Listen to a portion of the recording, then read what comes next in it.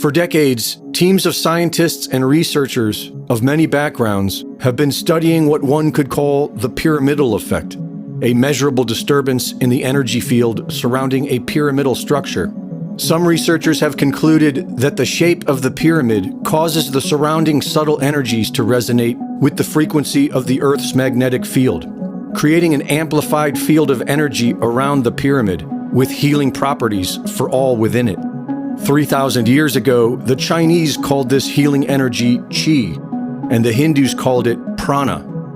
In the 19th century, Helena Blavatsky called it astral light, and Wilhelm Reich called it orgone. Today, many people call this quantum energy, an energy which is said to be the source of all physical matter that exists, a subtle energy that appears to amass in the space of a pyramid structure. Researchers have observed accelerated plant growth within simple pyramid-shaped structures. People have used this energy for food preservation by storing perishables in a pyramidal structure, which has been shown to slow down food spoilage. Studies have shown that housing rats in a pyramid reduced oxidative stress. Scientist and former defense contractor Alexander Golod has been studying this pyramidal effect. He held an experiment where prisoners were fed pyramid-treated table salt, which reportedly resulted in a significant decrease of violence, and he has built several pyramids in Russia for people to sit inside of and experience the effects. Russian and German physicists learned that the pyramid's dimensions, its inner chambers, and the limestone substrate it sits upon scatters the surrounding electromagnetic energy, concentrates it within the inner chambers, and forces them into the ground beneath.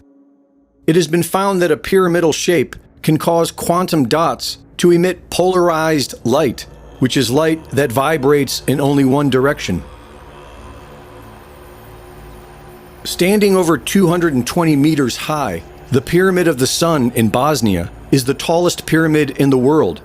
It has the typical pyramid geometry and is coated by rectangular blocks of concrete, superior to modern concrete, and made of the local clay. In 2010, physicists were able to measure a constant beam of energy shooting up through the top of the pyramid, 4.5 meters wide. In 2011, experts in ultrasound measured an electromagnetic frequency of 28 kilohertz at the top of the pyramid. Several researchers have verified this, and computer simulations reveal that, in its current state, the pyramid is generating its own electromagnetic signature, distinctly different than the Earth and its surroundings, its own field of energy.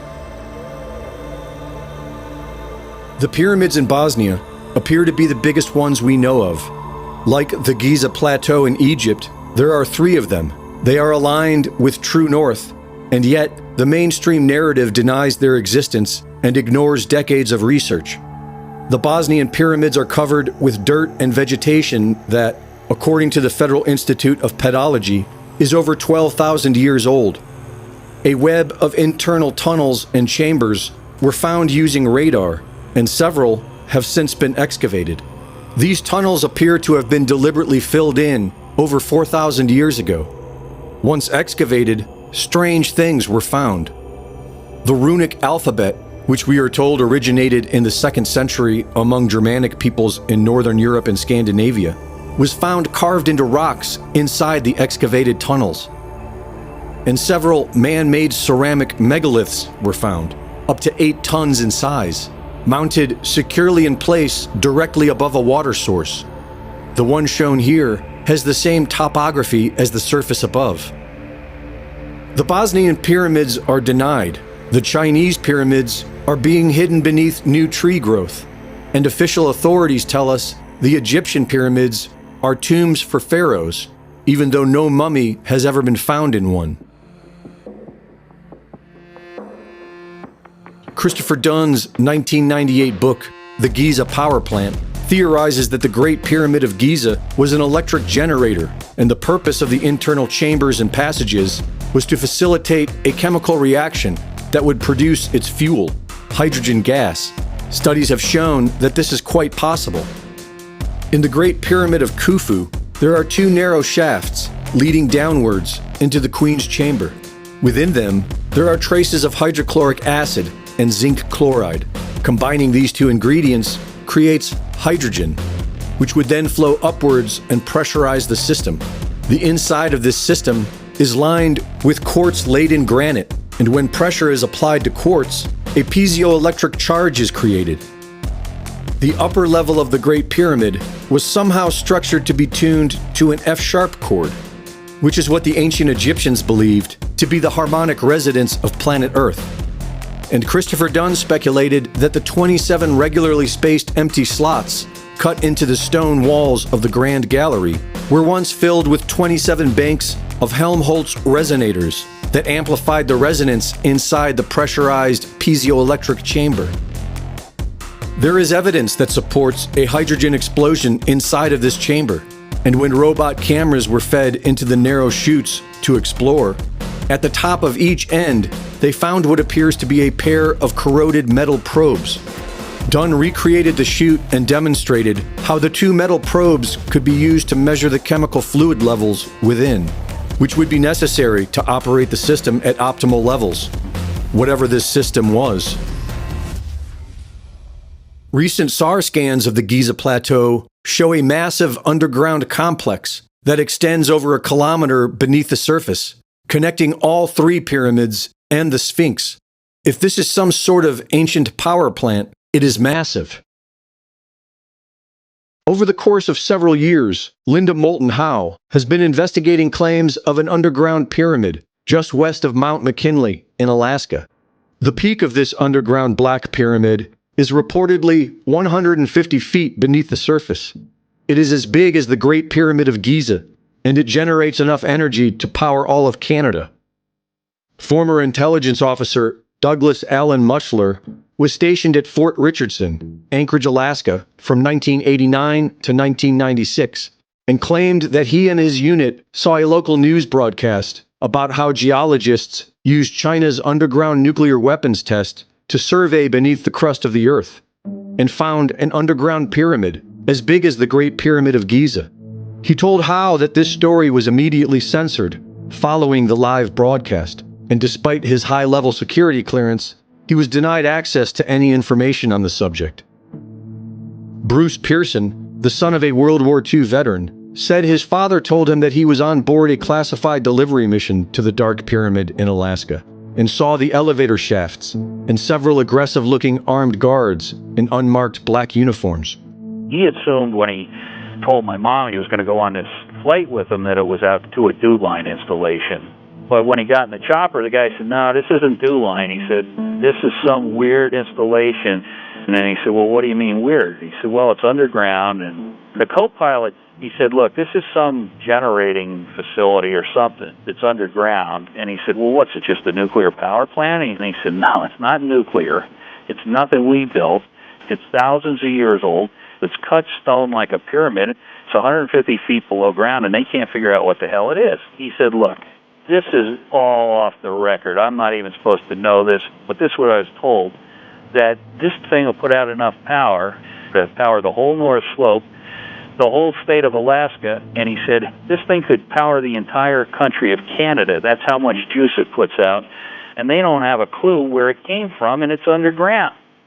According to the son of Western Electric engineer M. Johnson, in 1959, his father was recruited by the U.S. military to work on a top-secret assignment in Alaska, beneath an underground structure referred to as the Dark Pyramid. My father had told me a lot of stories after his time in the war when he worked in Alaska, and apparently this was some top-secret thing. Sometimes he called it the Dark Pyramid, and sometimes he would call it the Black Pyramid. And what he had told me about it was that he was recruited to go out there. My mom always said she had to keep it a secret. She told everybody that he was overseas. He said that he flew to Alaska, and he landed in Unalakleet, and from Unalakleet, they were on a military bus with blacked-out windows. He wore a compass around his neck that my mom had given him, and he said that they headed from that point mostly east from Unalakleet, and they weren't supposed to know where they were going or anything. They had elevator shafts He said they were more like mining shafts, where they closed the gate up in front of you and they'd drop you down. And once he was at the bottom, then they'd have the rooms down on the corners. Apparently, he always said they were on the corners of where this structure was. And he worked in the enclosed building. My father would always say when we'd complain about doing farm work and stuff that if we only knew what it was like working 700 feet under the ground, then we wouldn't be complaining. He knew it was pyramidal shape, and he didn't know if there was an interior to it or if it was made out of stone or whatever. All he knew was that they were using the angles of it to distribute energy. He said that the corners of the structures faced northeast, southeast, southwest, and northwest. And another thing that was kind of funny is when he built this house out here in 1971, he built it and it faces the same way. He made the driveway longer and turned his house crooked. From the time I was 12, I've been working on the farm, and he had me work on an aluminum structure that he created that he could convert like a low volt into a higher voltage. The structure was aluminum. We couldn't use steel, and he was always adamant about 48-degree angle from the angle of the pyramid structure that he built, from the corner to the point. But I know that he could take a 110-volt generator and could hook it up, and it would go through a series of wires to each of the corners of it, and he would put these converted electric motors at the end of them. And when he'd run the voltage through it, he could run enough to run our entire house, the farm, everything.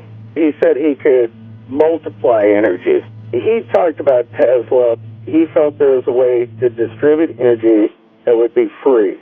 He compared Tesla's work to fractals, and he also said that a pyramid shape was a perfect structure to create fractals. In Buddhist cosmology, Mount Meru is a mountain at the center of the universe. It is a four-sided structure with each side aligned with the cardinal directions, just like many of the pyramids on Earth. The sun and the moon orbit Meru, and on a map, it appears to be in the general area of the alleged Black Pyramid in Alaska. It aligns with the pole star, which suggests a magnetic quality, like magnetic north, and it is associated with the flow of prana, which is what the scientific evidence is saying about the structure of the pyramid. With enough perseverance, perhaps mankind will solve this great mystery and learn the truth of our hidden past.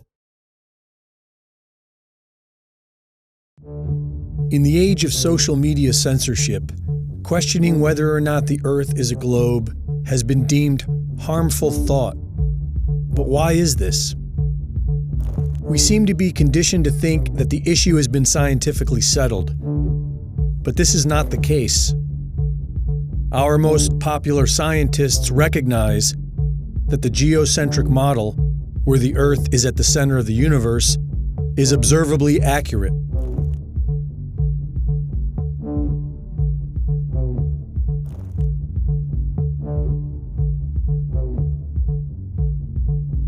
Edwin Hubble and Stephen Hawking went as far as to say that they reject the geocentric model not based on scientific reasoning, but rather because they find the thought of being at the center of the universe to be emotionally disturbing.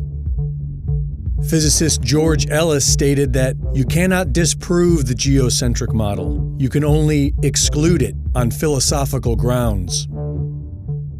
The Michelson-Morley experiment in the 1880s proved the Earth was stationary, and Albert Einstein claimed this was a serious embarrassment and intended to disprove it with his relativity theory, but later admitted that he had failed to do so.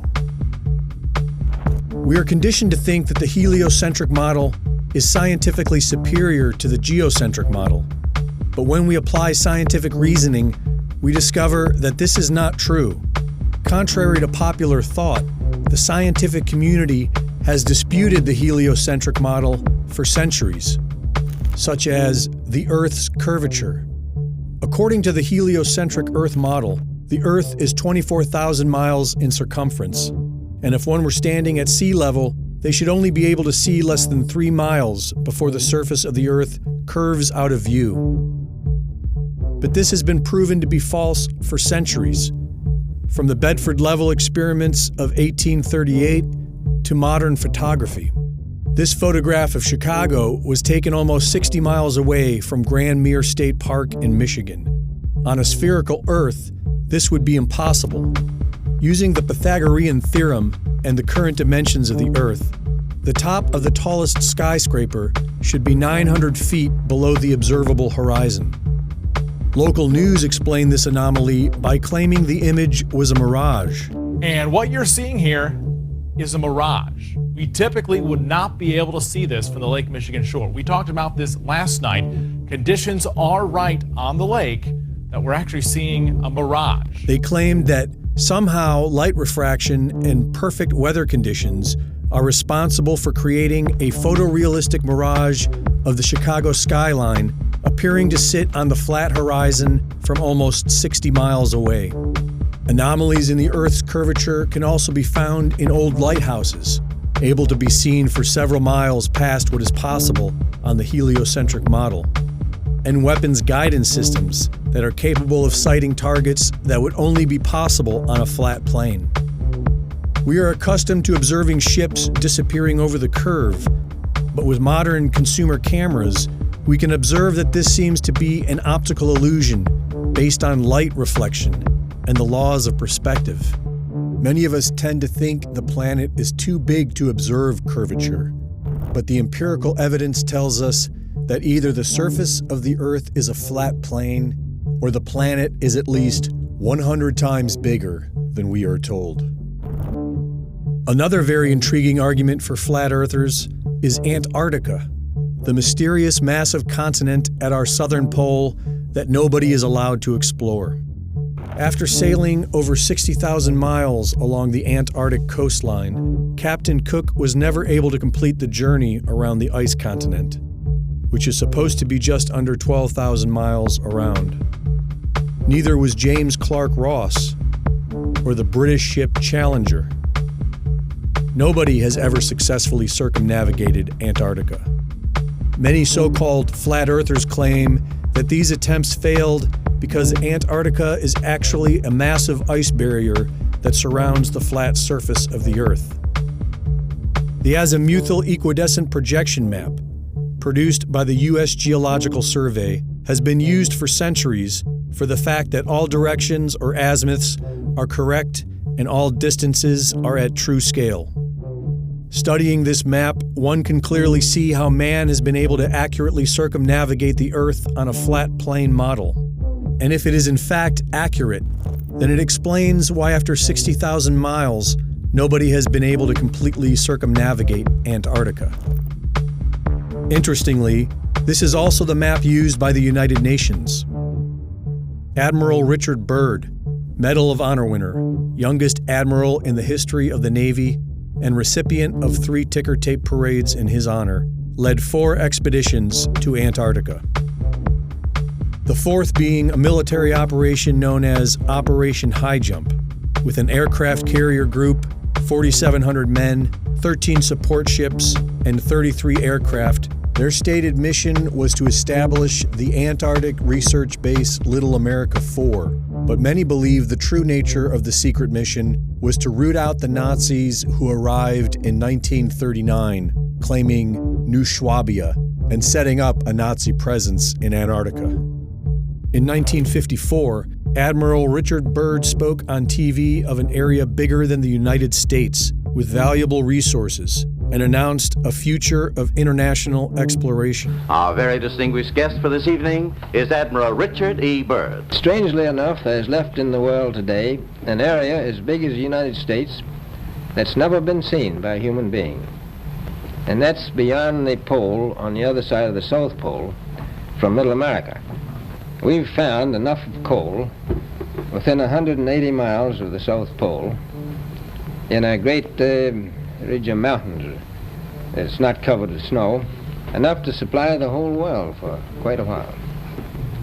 And I think it's quite astonishing that there should be an area as big as that unexplored. That's a tremendous So challenge. there's a lot of adventure left down at the bottom of the world. Admiral, do you hope to see that? I do. So I'm willing to say to you that there will be a number of expeditions that will follow, I think, year after year, to the bottom of the world, because the government has really become interested. But this never happened. In 1957, Admiral Byrd died in his sleep of a heart ailment at the age of 68.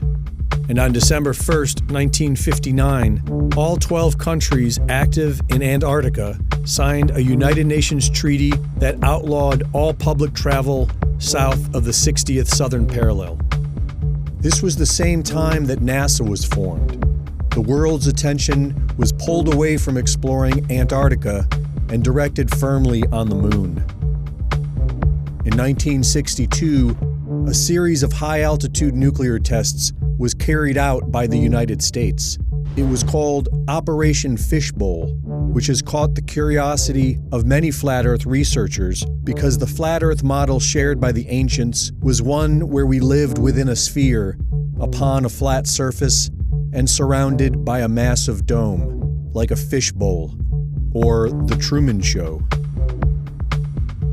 In 2012, the secret lost diary of Admiral Richard E. Byrd was published, wherein Admiral Byrd allegedly claimed to enter a hollow Earth through a hole in the center of Antarctica and meet with an advanced alien civilization.